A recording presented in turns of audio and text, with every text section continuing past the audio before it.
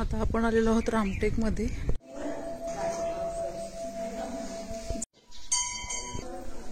Set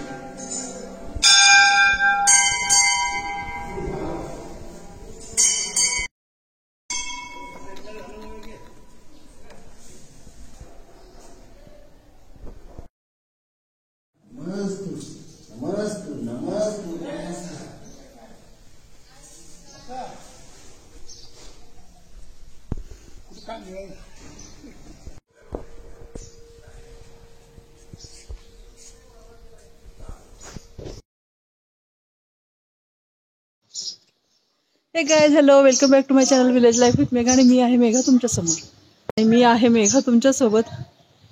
आज आपण आलेलो आहोत रामटेक वर, आणि तुम्ही मंदिर मागे बघू शकत असाल त्याची भव्यता। सकाळचे वाजलेले आहेत 7, सूर्य उगवतो।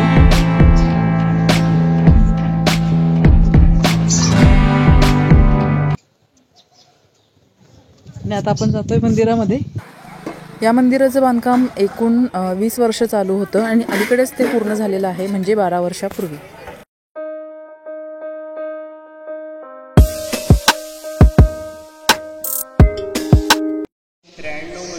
आपल्या आचार्यश्रींचा इथं पहिला चतुर्मास झालेला आहे क्षेत्रामध्ये। त्यावेळेस आचार्यश्रीने या नवीन मंदिराचं भूमिपूजन केलेलं आहे। आपल्या ज्योतिषी पंचबालाचं मंदिर सन 1993ला आचार्यश्रीने भूमिपूजन केलेलं आहे, आणि 2012ला पंचकल्याणात असे इथं आचार्यश्रींचे 5 चतुर्मास झाले, असे 4 का येऊन गेले, म्हणजे आचार्यश्रींचं ह्या क्षेत्रामध्ये 9दा आगमन झालेलं आहे। आणि या मंदिरच्या बांधकामामध्ये कुठलेही सिमेंट लोखंड न वापरता उडदाची डाळ, गूळ, चुना, बेल आणि गोंद आणि कॉपर यांचं पूर्ण मिश्रण आहे। कारण की सिमेंटला 50 कॉपर याला हजारो 1000 वर्षे काही न होणार, एक सिमेंटपेक्षा मजबूत असते। आधीचे जुने मंदिर अशा मिश्रणापासून तयार व्हायचे, त्या जुन्या मंदिराच्या एवढे वर्ष तुम्हाला लाईट दिसत आहे।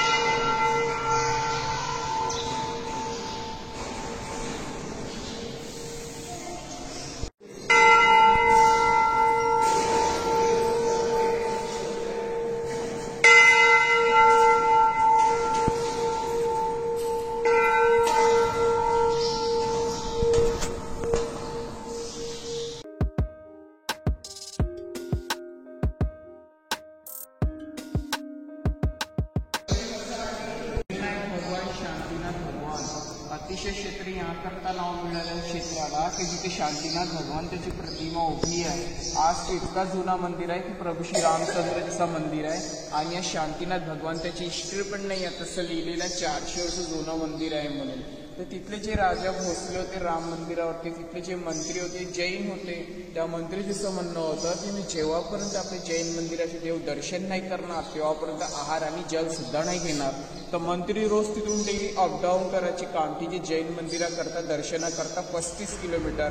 तर मंत्रीजीला असं वाटलं की राम मंदिरच्या समोर 1 किलोमीटर दूर ते आपलं जैन मंदिर असावं। ज्यावेळेस तिथं मंत्रीजी खाली पोहोचले, जिथं त्यांना मंदिर बांधायचं होतं, जिथं ती प्रतिमा उभी आपली शांतीनाथ भगवंताची, ती प्रतिमा त्यांच्या डोळ्याच्या समोर स्वयंभूवरती आलेली आपली शांतीनाथ भगवान त्याची त्या मंदिराच्या समोर म्हणजे खूप मोठा चमत्कार. ऑल टोटल तिथं पूर्ण जंगल होतं आणि त्या शांतीनाथ भगवंतांनी त्या मंदिराचा हात पण सुद्धा नाही लागू दिला ज्यांना जिथं मंदिर बांधायचं होतं मंदिर जिल्हा. आणि ती प्रतिमा त्यांच्या डोळ्याच्या समोर स्वयंभूवरती आलेली आपली शांतीनाथ भगवंताची प्रतिमा. म्हणून ह्या क्षेत्राला नाव अतिशय क्षेत्र एक नाव मिळालेलं आजकाल होतं. आणि हे मंदिर आपल्या आचार्य श्री विद्यासागर महाराजांच्या आशीर्वादांनी आहे. सन 1993 मध्ये आचार्य श्री हे नवीन मंदिराचं भूमिपूजन केलेलं आहे. आणि 2012ला पंचकल्याणक असे आचार्य श्रींची तर 5 चतुर्मास झालेले असे 4दा आले. म्हणजे ह्या क्षेत्रामध्ये आचार्य श्रींचं 9दा आगमन झालेलं आहे.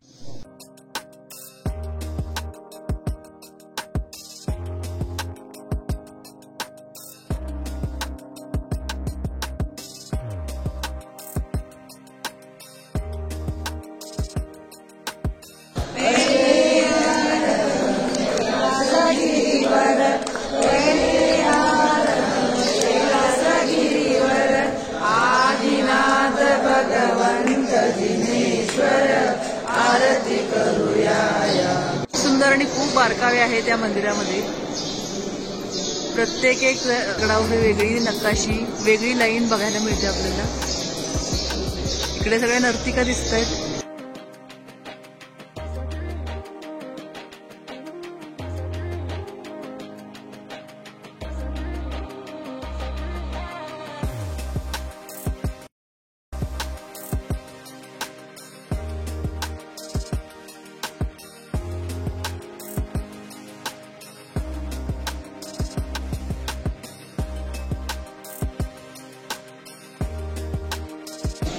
एकूण एक खांब सुंदर आहे याचा.